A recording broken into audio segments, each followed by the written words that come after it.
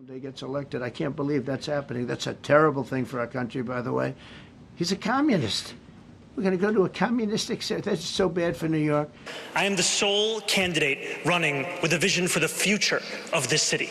I'm a socialist, and that we are a socialist campaign, and that we would again and again talk to people about how these crises that we're facing right now, these are not simply crises of a moment or crises of a pandemic. These are crises of capitalism. But we made sure to make it very clear that when we're talking about housing, when we're talking about criminal justice, when we're talking about energy, these are things related to an enacting of a political ideology, one that we are opposed to as socialists. Does Mamdani, when you hear him speak, is this a man who feels gratitude for the United States of America? Is this a man who feels grateful for all of the opportunities, the incredible bounty of this country? I don't know the guy, but my sense is he's had a very good life in this country. It would be nice for him to occasionally show a sense of gratitude instead of just attacking the United States for all of its problems.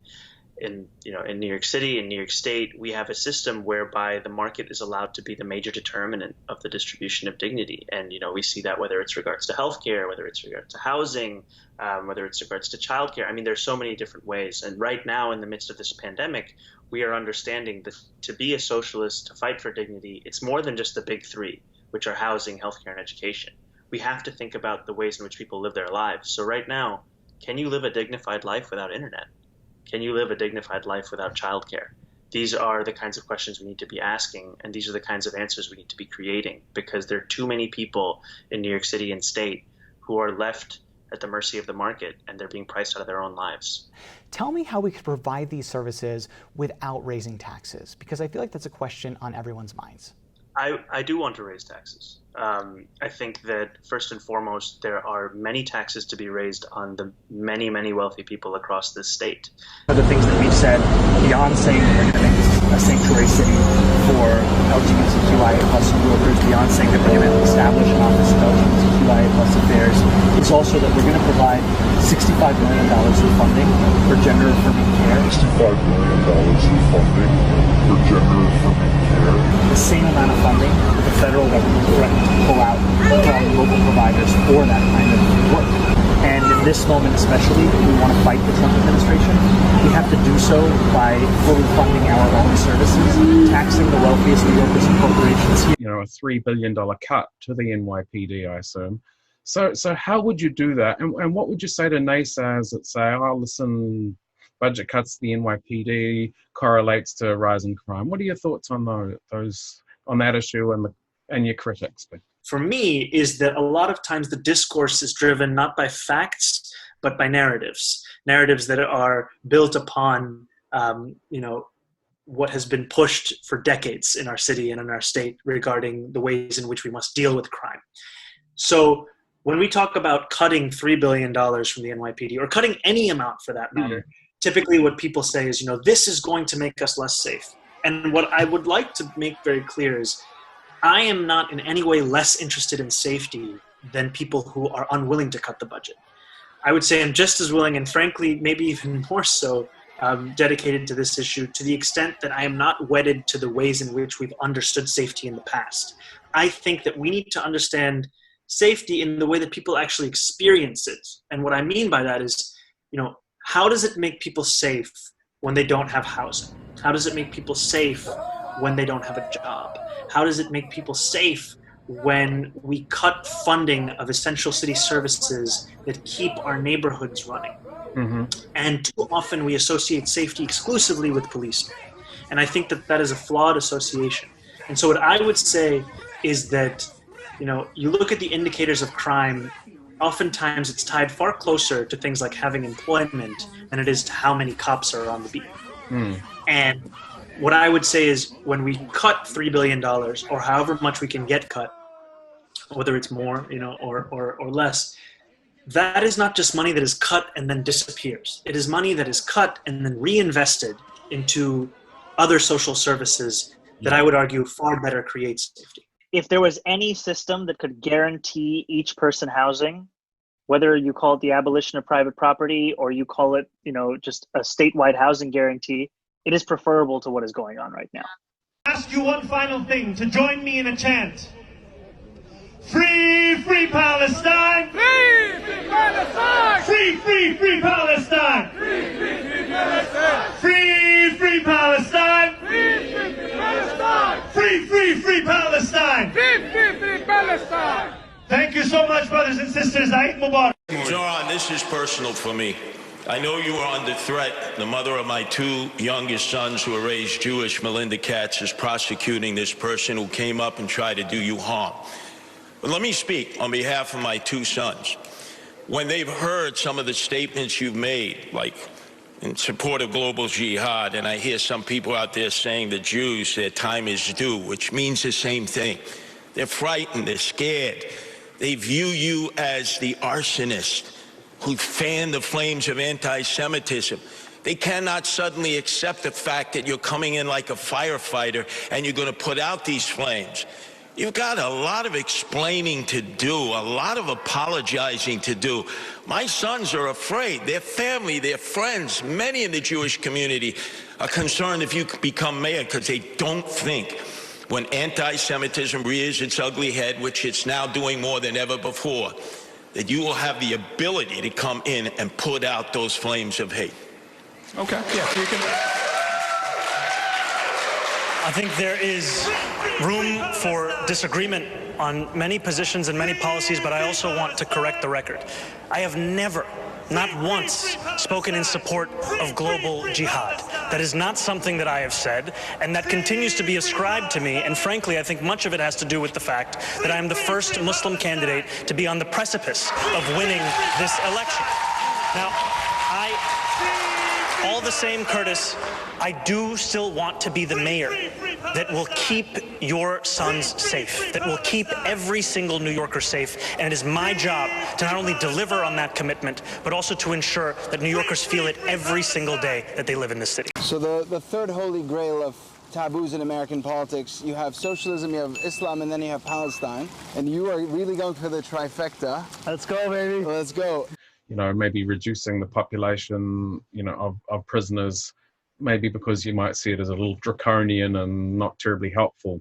Yeah, I think that, you know, I just zoom out and talk about what my thoughts on prisons are in general. And I think that if you look at the way that prisons are set up in our society, I would argue that they do not work. They do not make us safer.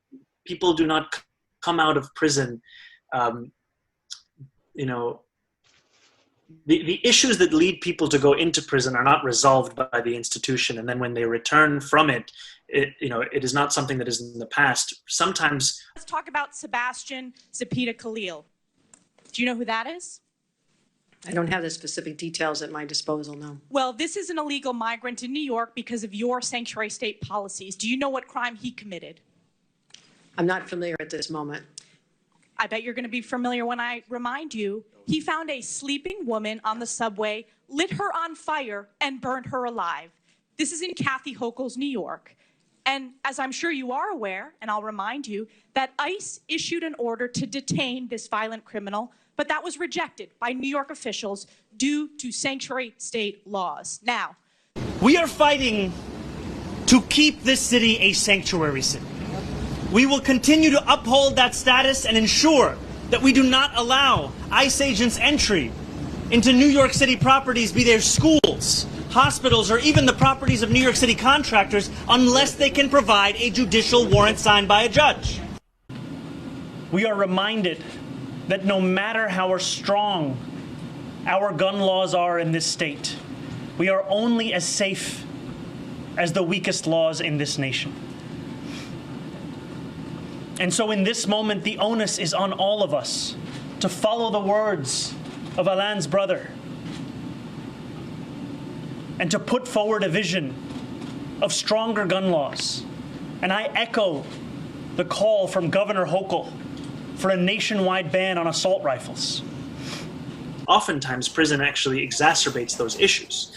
And so there are a lot of people who, when they see something, the instinct is to just take that person, the source of that harm, the source of that issue, and then just throw them away.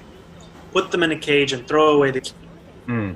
That doesn't address the reason why that harm was created in the first place. A lot of times, people who create trauma for others are those who themselves went through trauma earlier in their own lives. Right. And I bring all of this up to say that, you know, again, like when we talk about policing, I don't think the system actually makes us safer. I think what it does is it just removes problems out of view. Retrieve the badges of the pigs! Retrieve the badges of the pigs. So to the Rahmans and the Muhammads. To the Rahmans and the Muhammads. To the Alis and the Abdullahs. To the Alis and the Abdullahs. To the Rafids. To the Rafids. To the Rafids. To the Rafids. To the pigs. To the pigs. Who can call themselves by the name of Islam. Who can call themselves by the name of Islam. To the Muhammads. To the Muhammads. Put some respect on that name. Put some respect on that name. Put some respect on that name. Put some respect on that name. Put some respect on that name. Put some respect on that name. La ilaha illallah.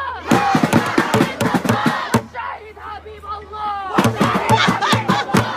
Legalize sex work, safe injection sites, end cash bail, decriminalize drug possession, end sentencing enhancements, and end all cooperation with ICE. So who's left in this city? When you've invited millionaires and billionaires to leave, who's left? To prove that Muslims don't just belong in New York City, we also belong in City Hall. And I ask for your help in telling every person in your life, every person in our community, and every New Yorker that you know, that this is our chance. I mean, is anybody paying attention to what's happening in London? I'm going to say it here on the floor of the House to get the scorn of people when I say you've got a massive Muslim takeover of the United Kingdom going on right before our eyes. They would say, Chip, well, what is wrong with that? Well, I've got some pretty strong concerns about Sharia law and whether that'll be forced upon the American people. In this case, the people. I mean, if there are no prisons and there are no cops and there's prostitution and open air drug use everywhere, because, you know, he's not really talking about legalizing drugs. He's just talking about decriminalizing drug possession, which has been a problem in places like Portland, and they have had to walk back some of their policies because progressive policies, when they try to wade into libertarian waters, they quickly get in over their heads and they drown in their own orthodoxy. It just makes what should be something that we should deal with, makes it into someone else's issue. And what I think we really need to do is ask ourselves, you know, what does the prison system do? Does it actually reduce harm? And what are alternatives that could actually do that? I would argue that the answer to the second question is that no, it does not. And that the alternatives are things that we must look to immediately, both with regards to, you know, neighborhood groups who do anti-violence work and are shown to be more effective than the police, but also asking, you know, if we have an understanding that our criminal justice system is racist, which is quite a general understanding now, it seems to be shared by many, many people, then how can we simultaneously be investing in it as the way we both judge and determine the futures of so many people in our state? So the third holy grail of taboos in American politics, you have socialism, you have Islam, and then you have Palestine. And you are really going for the trifecta. Let's go, baby. Let's go. The then president of Uganda, Idi Amin, got on the radio and made an announcement that within 90 days, all Ugandans of South Asian origin were to be expelled from the country. And in the frame of those few minutes, my family's lives changed. They were rendered stateless. And all that they had spent their life building, and all that those who had come before them had spent their lives building and considering as home, was taken from them. And they were made to become refugees. And so they went to England, which is where they had to go. And they lived in a refugee camp. And alongside the difficulties of living in a refugee camp and living in a temporary settlement, whether it be with the skinheads running through the settlement trying to attack as many Muslims as possible, comes additionally having to reckon with the question of what has happened to us and who are we without our home. And that is something that does not simply resolve itself once you leave the camp, because my family did eventually leave the camp and found a more permanent residence in London. And yet my grandfather and grandmother would still go to Gatwick, an airport in London, and they would watch the weekly Sunday flight take off to Entebbe, to Uganda's international airport. And they would go every week and they would wish nothing more than that they could get on that plane and that they could go home. Because not only had they lost their lives, their home, their families, but especially for my grandfather, he lost his sense of self. The man that he was, the man that everyone knew him to be, the man that was thriving, now had simply become someone whose aim was to survive. It's not enough to just survive something, right? Like, that's not the point of life. You've got to thrive. In 1979, Idi Amin was overthrown, and my father moved back to Uganda, and soon after my family followed. And I was born in Uganda in 1991. And we moved to this city in 1999. And I found in moving here and in the time since that I would feel at home everywhere, and yet I would feel at home nowhere. I'm everywhere, but I am nowhere. Eating rice with his fingers, talking about growing up in the third world. Look, Mamdani was born in Uganda, but he was raised in South Africa, where he attended a private school. And then he moved at the age of 7 to New York City and attended one of the city's most prestigious high schools. I get messages that say the only good Muslim is a dead Muslim. I get threats on my life.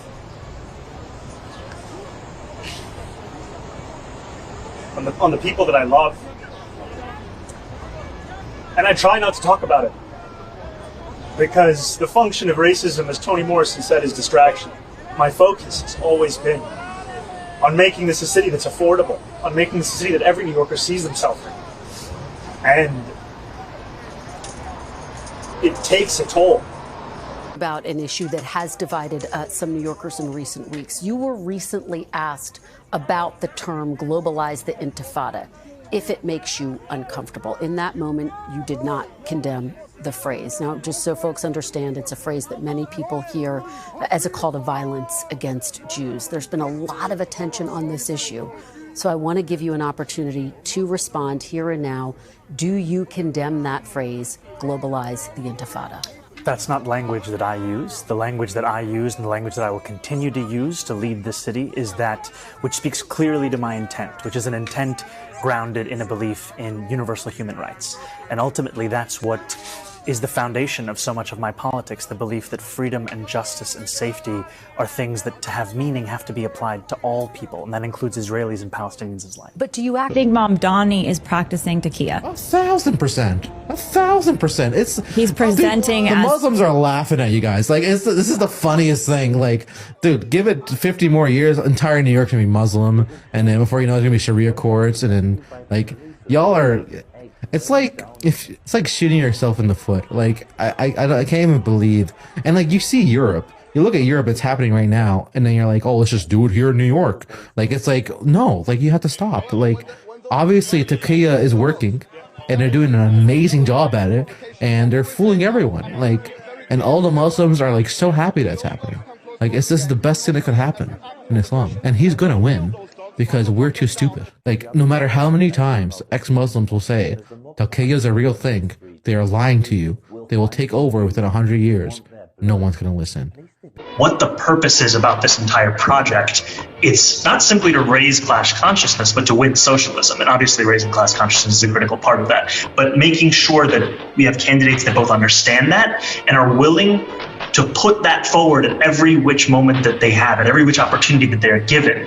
We have to continue to elect more socialists. See, underground. I am in favor of defunding the police. Can you elaborate? Yes. What that means is that right now in New York City, we have a budget of close to $6 billion for the New York City Police Department. Mm-hmm. And that is an astronomical figure. Wow. And I think that what we need to do is not chip away $1 million or $5 million. I think in this first year, we need to take $1 billion out of that budget. All he said was, his analysis is after the polls, it's a tough choice between a Democrat and a communist. And he considers Mamdani a communist. He happens to be a socialist. But between a communist and a Democrat, it's a tough choice for him. Okay. You're the savior of the Jewish people. You won't denounce globalize the intifada, which means kill Jews. There's unprecedented fear in New York. It was not several rabbis, Errol. It was 650 rabbis who signed the letter, not several. Free, free, free Palestine! Free Free Palestine! How many more New Yorkers? How many more New Yorkers will you detain? How many more New Yorkers without charge? Do you believe in the First Amendment? Do you believe in the First Amendment, Tom Homan? The difference between our campaigns is, you see with this loud person, this is the nasty attitude of many of Zoran's supporters. How many more New Yorkers? How many more New Yorkers will you detain? How many more New Yorkers without charge? Do you believe in the First Amendment? Do you believe in the First Amendment, Tom Homan? They come into communities, they think they have the only voice, they're disrespectful, they're nasty, they're rude. This is what we have witnessed. They want to yell and scream. How many more New Yorkers? How many more New Yorkers will you detain? How many more New Yorkers without charge? That's the same energy of a gentrifier. Disrespectful, mean, nasty, don't respect the communities they're in. What she needs to do is shut up. When we asked Tom Homan, all he had to answer for that cruelty was a smirk. Does Mamdani, when you hear him speak, is this a man who feels gratitude for the United States of America? Is this a man who feels grateful for all of the opportunities, the incredible bounty of this country? Come from a political tradition Donald Trump describes as the enemy within. We came here to remake this state in the image of our people. I don't know the guy, but my sense is he's had a very good life in this country. It would be nice for him to occasionally show a sense of gratitude instead of just attacking the United States for all of its problems. Tell me, why is Palestine a part of your politics? When you grow up as someone, especially in the third world, you have a very different understanding of the Palestinian struggle. Eating rice with his fingers, talking about growing up in the third world. Look, Mamdani was born in Uganda, but he was raised in South Africa, where he attended a private school. And then he moved at the age of 7 to New York City and attended one of the city's most prestigious high schools. Violence is an artificial construction. Violence is an artificial construction. Sorry to his family. This is a person right here. Oh. Violence is an artificial construction. Shootings involving young people are up, with victims under 18 up 80% since 2018. And violence is an artificial construction. The kids are being shot out in the street are my age is really sad and terrible, and it's heartbreaking to me. Some feel like they are running out of safe spaces when on any given day, at any hour, shootings are happening. I am in favor of defunding the police. Can you elaborate? Yes. Where's the NYPD? Oh my God! Close the door! Close the door!